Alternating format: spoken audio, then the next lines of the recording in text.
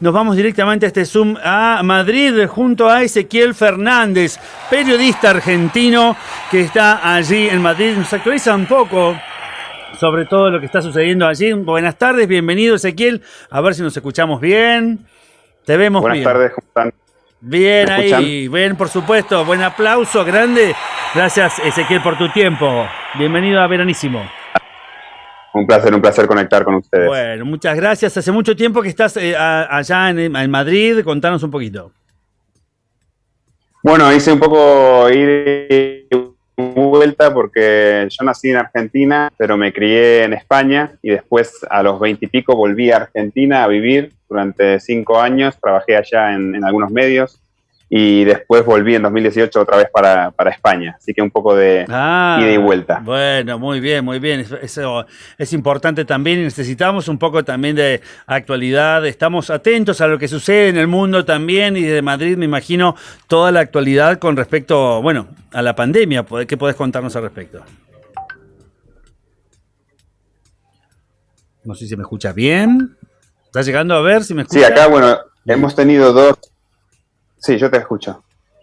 Va con un poquito de delay, me parece, pero ahí te cuento. En cuanto a la pandemia, han estado escuchando las últimas noticias, imagino, los últimos días de acontecimientos históricos, no solo por la pandemia, sino algo que ha complicado mucho la vida diaria, principalmente en Madrid, pero también en otras ciudades de España, y además ha influido en el tema de la pandemia.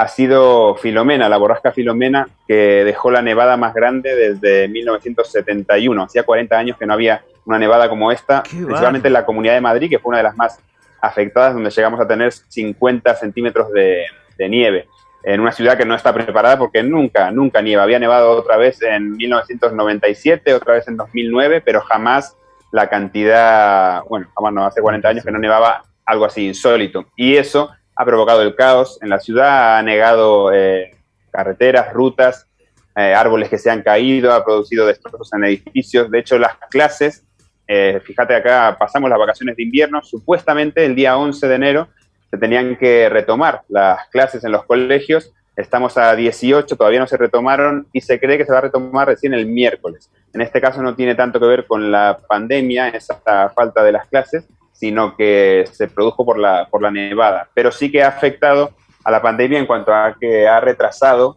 por no poder disponer de las vacunas, por ejemplo, ha retrasado el proceso de vacunación, que acá en España había empezado un poco antes de que terminara diciembre. Claro, totalmente. No solamente el protocolo ya que se mantenía por COVID, todo lo que tiene que ver con la cuarentena y bueno, todos esos protocolos que se tenían. Además ahora la nieve que tiene, por supuesto, generando otro tipo de complicaciones y otro tipo de también de estructura para poder moverse y salir. Sí, totalmente. Además, ha venido en el peor momento, porque acá ya estamos hablando de la tercera ola. Hubo una primera en marzo, ¿no? Cuando nos sorprendió a todos la pandemia, a nivel mundial nos sorprendió. Después acá en España, después de las vacaciones de verano, a finales de septiembre, noviembre, tuvimos la que se considera la segunda ola, porque hubo un repunte de los casos y no se sabía qué iba a pasar con las Navidades. Hubo bastantes discusiones entre gobiernos de distintos partidos, de la Comunidad de Madrid, que es de un símbolo político, después el gobierno nacional, que es de otro. Hubo muchos tiras y afloja en cuanto a si se restringía más, si salvar la campaña navideña, porque acá siempre estamos jugando con el tema de la pandemia, con la economía, ¿no? Porque si volvemos a cerrar, lo que dicen muchos completamente, y hacer un confinamiento domiciliario total, como se hizo en marzo, la economía no podría resistir el duro golpe que ya lleva, ¿no? Entonces hubo una segunda ola a final de septiembre, se contuvo un poco de cara a las Navidades, se hicieron algunas restricciones también a nivel de comunidades. Cada comunidad autónoma podía tener su propia responsabilidad y sus propias medidas hasta cierto punto, pero ahora lo que estamos viendo es que después de las Navidades ha habido un repunte tremendo y ya peor que la primera ola. Entonces está muy mal la situación, con pico de casos. Hoy ha habido 80.000 casos nuevos, algo que no se alcanzaba en ningún momento de toda la pandemia.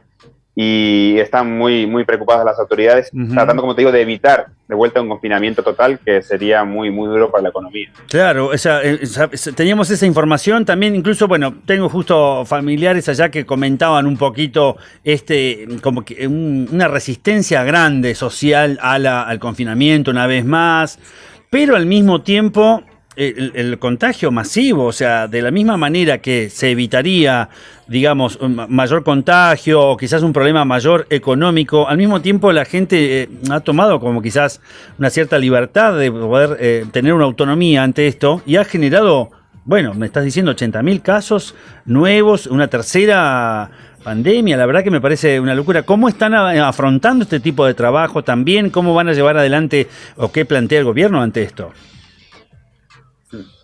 Bueno, el gobierno todavía, desde el gobierno central, el gobierno nacional, lo que quieren evitar es el confinamiento total. De hecho, ha habido comunidades autónomas que ya han pedido que se les deje a ellas tener el derecho a imponer este confinamiento total en sus comunidades, algo que por ahora se ha negado. Y el ministro de Sanidad, en su última comparecencia, dijo que no estaba en el plan hacer un confinamiento domiciliario total como se hizo en marzo. Y confían en la campaña de vacunación y con algunas medidas restrictivas como las que se llevaron antes de Navidad se pueda frenar. Esto es confinamientos perimetrales de zonas básicas de salud o confinamientos por comunidades autónomas. Lo que quieren, la gran esperanza, según los datos que maneja el gobierno, aunque habrá que ver por la rapidez con la que están administrando las vacunas, es para verano tener un 70% de la población de riesgo vacunada. Que eso sería una gran victoria y una gran noticia de acá a verano, pero ya te digo, con el ritmo que llevan y que se ha visto hasta estos días, desde que empezó la campaña de vacunación, estamos lejos de esa cifra. Bien, entonces había un plan, se frena por toda la nevada, entonces y hay como una reestructuración, me decías, de este plan de vacunación que la verdad que, bueno, era alentador, pero que no se va a poder cumplir en tiempo y forma, entonces. Bueno, eso es lo que parece indicar por los números que se llevan, el ritmo que se lleva hoy en día, ¿no? Que está un poco lejos todavía de las previsiones que se habían hecho antes. El ministro, nuevamente de Sanidad, dijo que se había alcanzado una velocidad crucero en la navegación, en la vacunación, pero que no se sabe si van a llegar a verano con esa cifra, ¿no? El 70% de la población que tiene que ser vacunada. Además, hay todavía discusiones sobre si debería ser obligatoria la vacuna en algunos grupos de riesgo o no, si debe ser solamente algo opcional.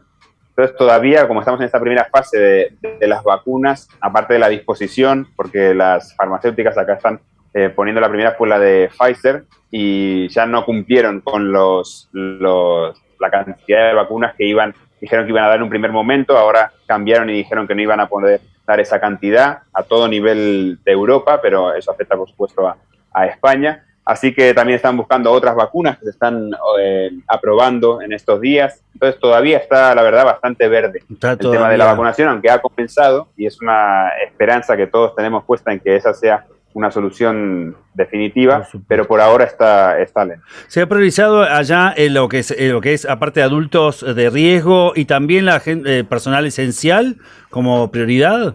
Sí.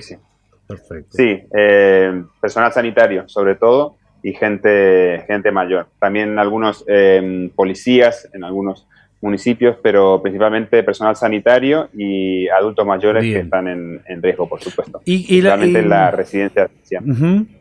Perfecto. Y por ejemplo, bueno, estamos hablando de grupos de riesgo también. ¿Y cómo está la juventud? Allá también hemos visto algunos encuentros festivos en donde los jóvenes de repente no están respetando el distanciamiento, horarios y puntuales de cuidado y restricciones. ¿Cómo avanza esto? ¿Cómo avanzan este tipo de cuidados?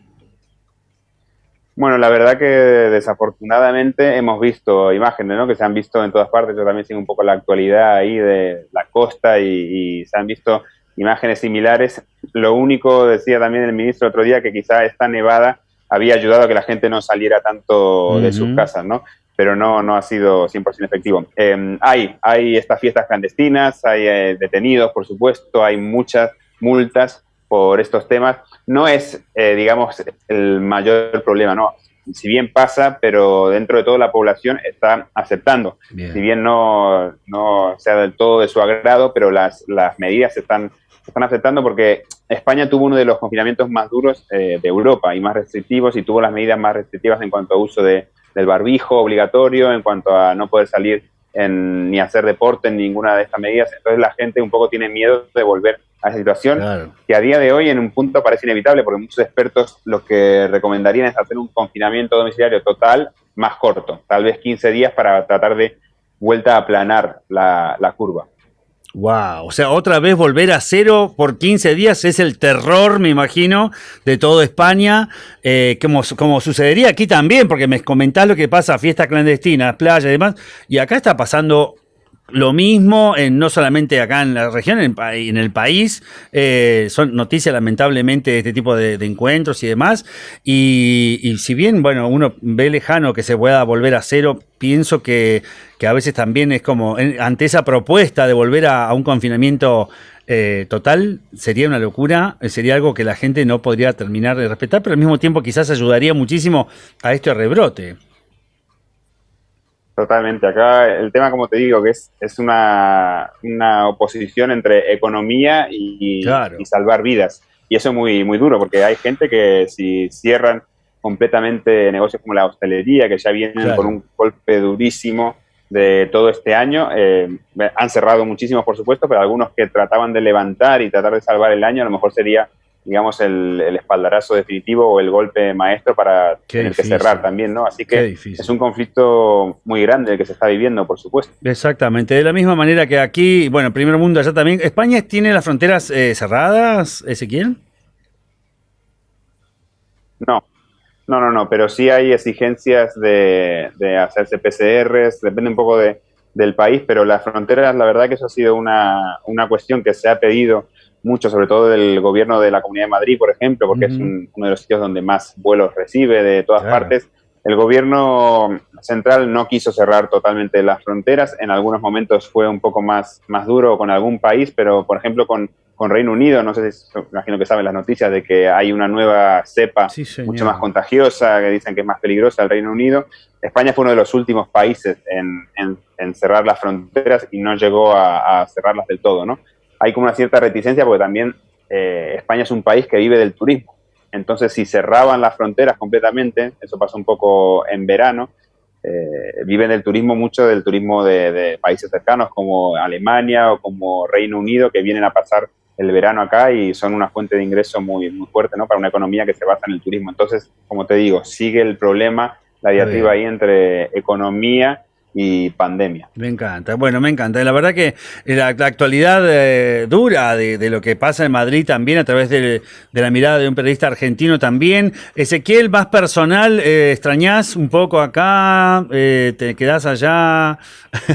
Decinos la verdad.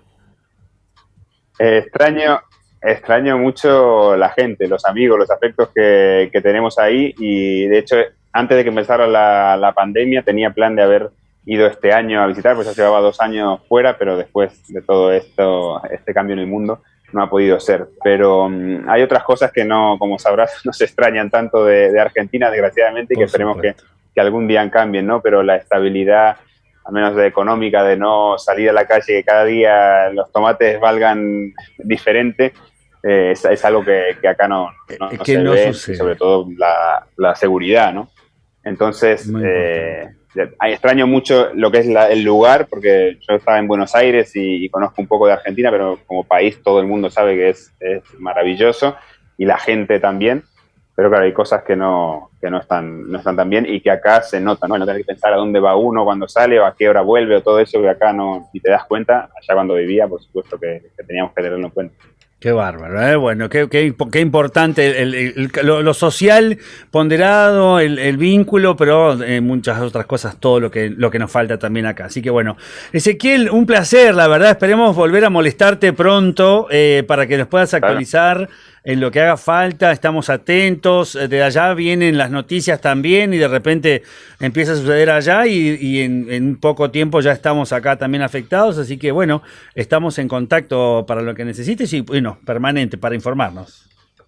cuando quieran. Un gusto, les mando un saludo muy grande. Bueno, gracias. Ezequiel Fernández, entonces, actualizándonos, periodista argentino desde Madrid, con nieve y con toda la información.